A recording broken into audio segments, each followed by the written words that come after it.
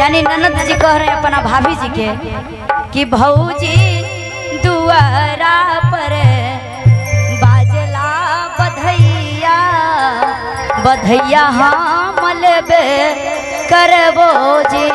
वैसे ना दादाजी हमारे आ चुके हैं। अच्छा। दादाजी पहले आएंगे और बबुआ का सोहर लेटाएंगे। हाँ हाँ कि अंगना से बोले ली नाना दिया की भौजी हम सोनल बुआ जी।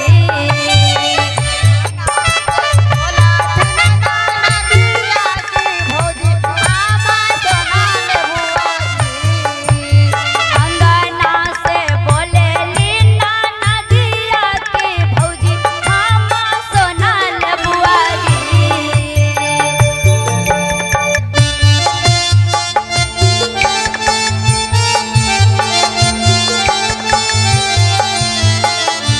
भौजी अंगना में खेले ला ला ला ना माता हमहु जे सोना ले बुआ जी। भौजी बबुआ के खेला ले आंगना माता हम होता सोना ले बोझी। भौजी अंगना में खेले ले ला ला ना माता हमहु तो सोना ले बुआ जी।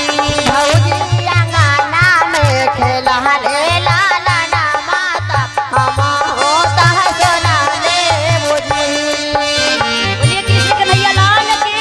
और बबुआ का दादा भेज सिंह जी, बबुआ का दादा भेज सिंह जी जहाँ कहीं भी होंगे बबुआ का आशीर्वाद देने के लिए आ जाएंगे।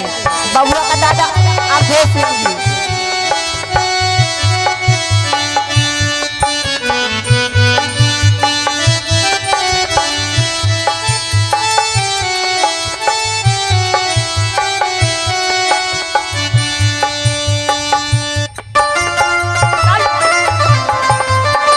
दीदी जी ताली बजाइए। क्या बात क्या बात है?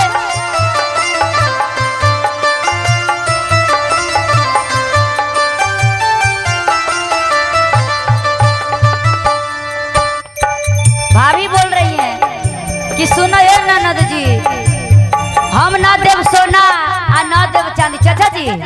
चाचा जी इधर इधर तनी नहीं मोरा ननद